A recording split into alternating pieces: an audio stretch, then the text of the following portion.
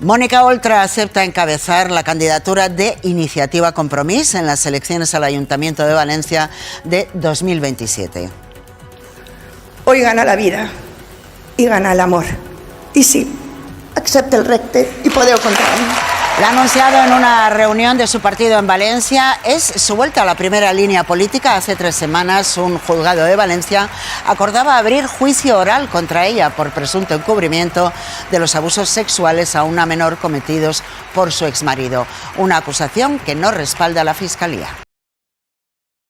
Una carrera política de éxito cortada en seco por una imputación judicial. Un caso diseñado ideológicamente, amplificado mediáticamente y con consecuencias electorales. Un escándalo mayúsculo que 2 años después queda en nada.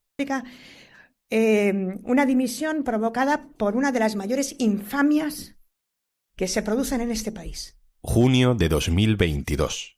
El mensaje que estamos trasladando que es que en este país a cualquier político que quiera hacer políticas que no vayan a favor de los poderosos, se lo van a cargar. Se lo van a cargar con denuncias falsas, con guerra sucia en los tribunales, con mentiras. Eso es lo que me está doliendo.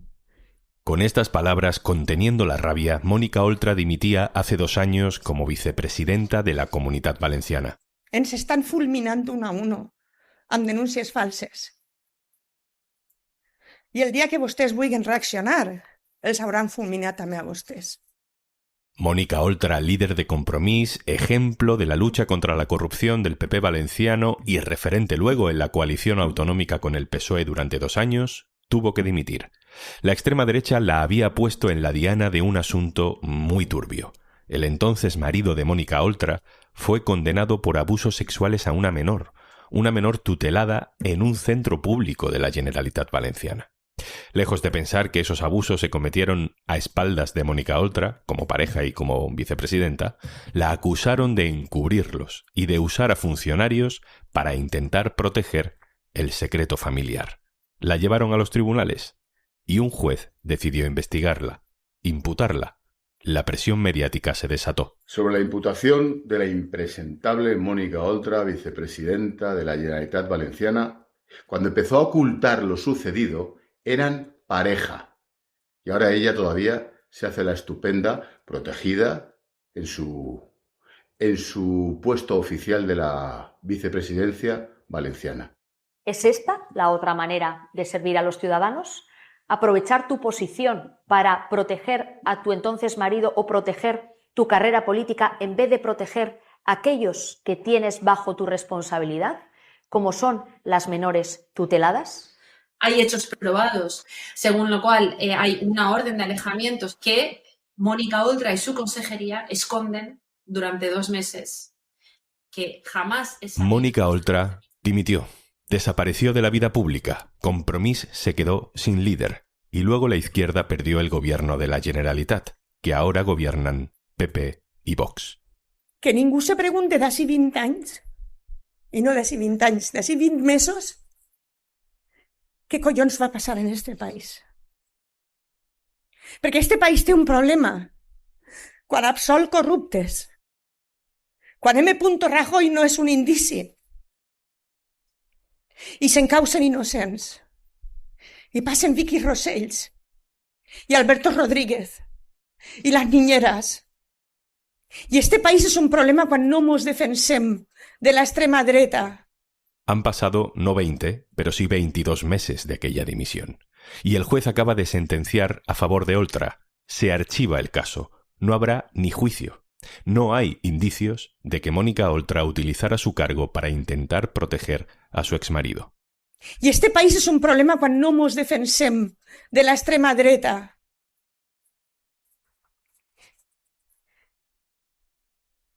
Este país és un problema, té un problema.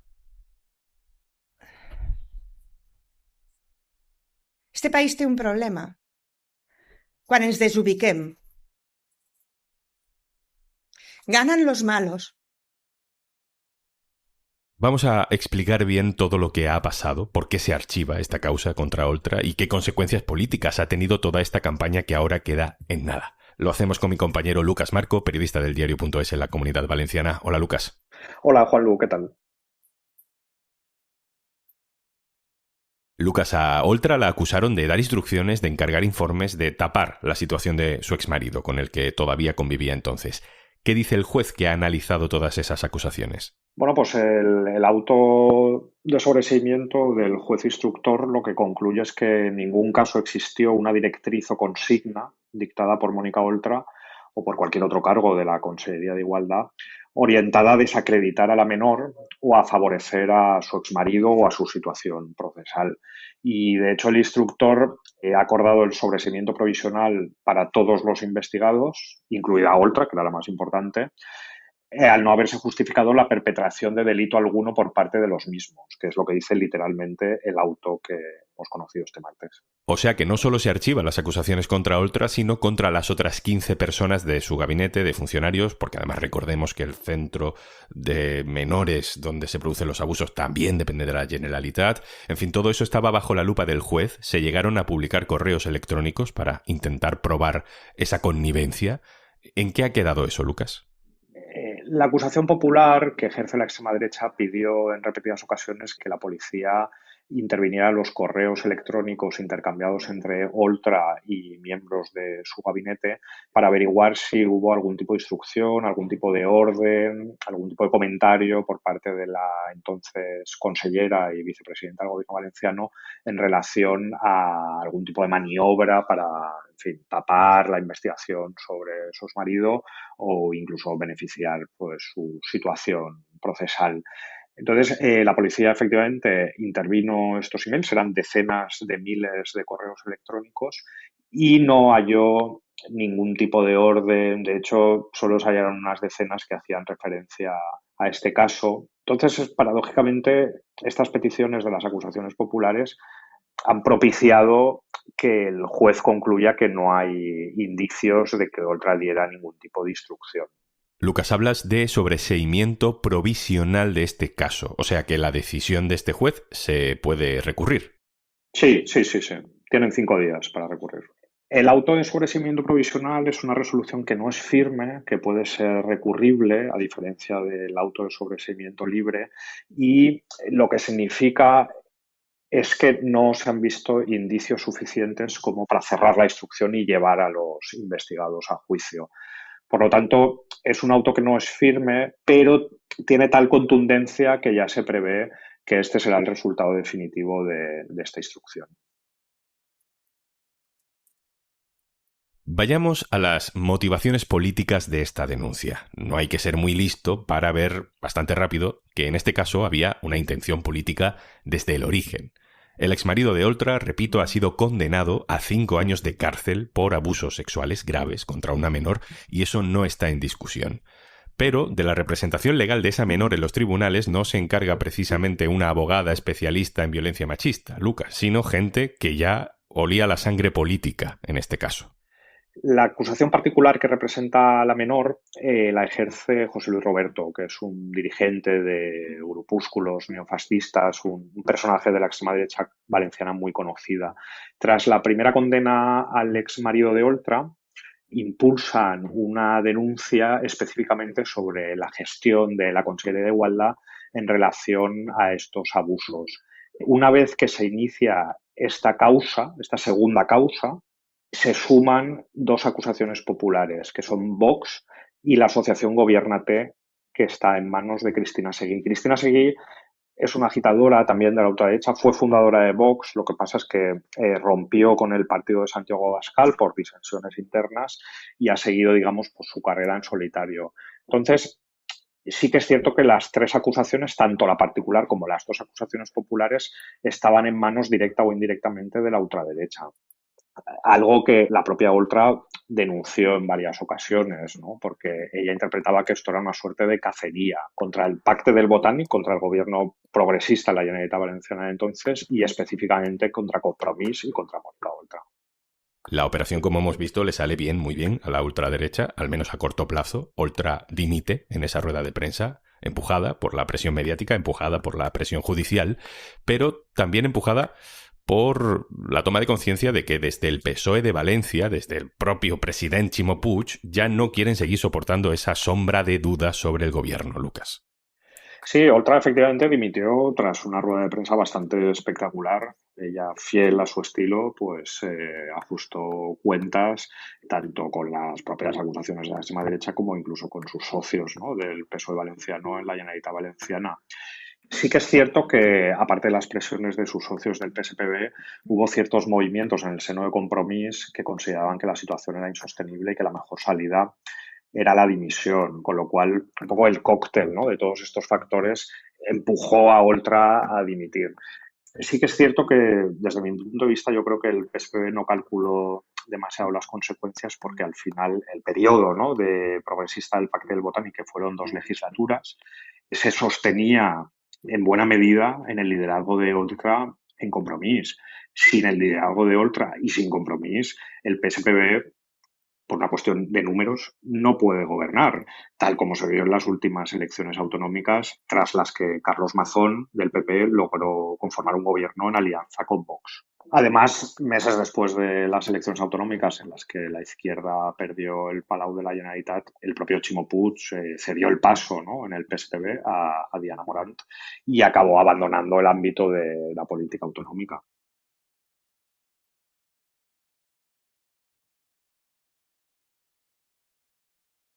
¿Y ahora qué?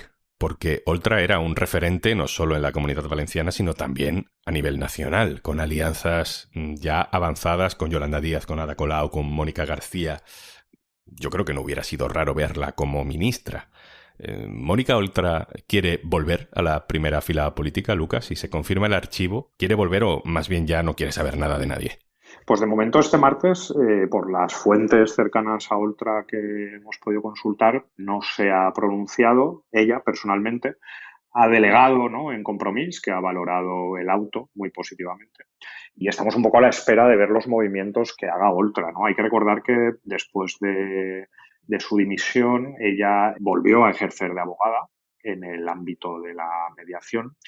Y además también hay que recordar que después de su dimisión el Tribunal Supremo confirmó la sentencia condenatoria a 5 años de prisión a su exmarido y toda la instrucción evidentemente pues ha tenido un coste personal y familiar muy alto, ¿no?, para la propia Oltra, y luego también ha tenido un coste político también muy alto para Compromís. Hay que recordar que Mónica Oltra fue la artífice de las mayorías de la izquierda y fue sobre todo la representante del liderazgo muy potente por parte de Compromís, que después de la pérdida de las últimas elecciones autonómicas, pues quedó muy tocado. A mí lo que me duele es eso. Me duele que la gente del pueblo se sienta abandonada. Porque yo estoy en política por la gente más vulnerable. Desde que era muy jovencita, siempre he tenido claro que la política tenía que ser una herramienta para defender a la gente más vulnerable. Y el mensaje que ahora mismo estoy lanzando, por lo cual pido perdón, es que la gente vulnerable no tiene escudo. Por eso me está costando. No es una cuestión personal, es una cuestión política. Y eso es lo que me duele. Me duele en el alma.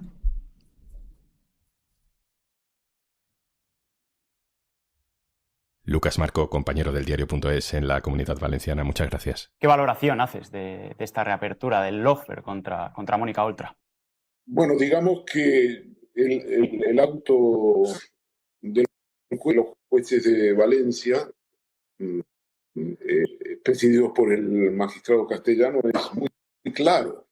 Es muy claro en el sentido de que dicen, nosotros le dicen al juez Ríos, que ha pedido el sobreseimiento, que ha dictado el seguimiento, ellos vienen a decir, oye, nosotros a ti te pedimos que investigación. Te has pasado 3 años, pero es que no has entendido.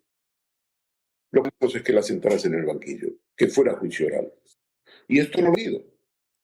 He hecho todas las diligencias que te pedimos nosotros, las diligencias que te pidieron las acusaciones, que son básicamente Vox y, militantes próximos a Vox y de ultraderechistas, y vienen. Todo eso está muy bien. Pero es que tú tenías que sentarla en el banquillo, te has equivocado.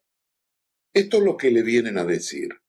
Y no es una exageración mía, sino que ellos sostienen las tesis que ya han sostenido en su momento cuando él quería cerrar el procedimiento, hace ya 3 años. Él siguió todas las indicaciones de la sala, siguió todas las diligencias que se le pidieron por parte de las acusaciones, que son acusaciones particular y popular, claramente con otra posición ultraderechista, fascista, y llegó a la conclusión en un auto de 96 páginas, individualizado quiere decir, analizó la situación de la persona imputada, por Mónica Oltra, y dijo, oye, aquí esto se ha desvanecido. Ese fue el verbo que él utilizó, desvanecido.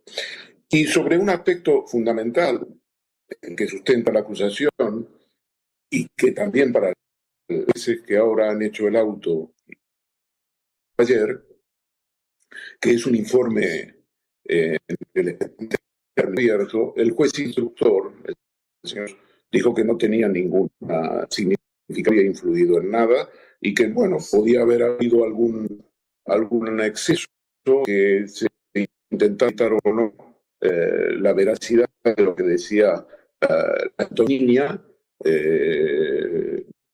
pero que eso no era fundamental. Ellos, en cambio, que eso es lo fundamental, que es la prueba de cargo, que es el smoking gun, como se dice en Estados Unidos o en el sistema penal criminal anglosajón, y insisten en ello. Dicen, no hay claramente, utilizan la palabra claramente, bueno, en nuestra legislación, sin que este sea el caso, cuando no hay claramente, la conclusión es pro reo. Indubio por reo. Indubio pro reo. Eso es un adagio fundamental del sistema procesal. Cuando tú tienes una duda, cuando no es claro, pues es a favor del reo. Entonces, ellos están utilizando un argumento penal que va contra todo el sistema legal existente. Esta es la ilustración para aquellos que dicen, ¿cómo es posible que a estas alturas del partido sigamos utilizando el adjetivo kafkiano?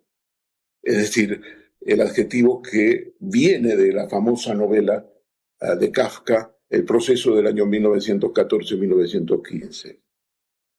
Kafkiano. ¿Qué es lo kafkiano? Es la indefensión total, el estar inerme ante la maquinaria del Estado. Y esto es lo que ha pasado. Aquí la ventana ha sido para utilizar el equivalente del proceso, la ventana, en el proceso, la ventana a través de la cual los personajes ven primero la detención de Joseph K., el protagonista de la novela, y luego el asesinato, la ejecución. Aquí lo que tenemos es una ventana que ha abierto ayer Mónica Oltra con una flor de la pasión, porque ella tiene una flor de la pasión en su jardín y ha brotado ayer, según decía, y ha puesto eso como única reacción a lo que ha pasado. Será la única reacción. Ya conocéis a Mónica Oltra. Mónica Oltra en las próximas semanas, pues evidentemente habrá mucho que decir sobre todo esto. Pero esa reacción de la flor de la pasión, esa ventana que ha puesto, es muy significativa porque es la flor de la pasión, como sabéis, es la flor de la pasión de Cristo, es el sufrimiento. Y efectivamente, lo que está pasando en este momento con Mónica Oltra, lo que ha venido pasando en los últimos 3 años, ha sido una opción sistemática, dirigida por los mismos que quieren sentarla a todo precio en el banquillo. No les importa si va a ser condenada o no. El banquillo de Mónica Oltra es muy simbólico.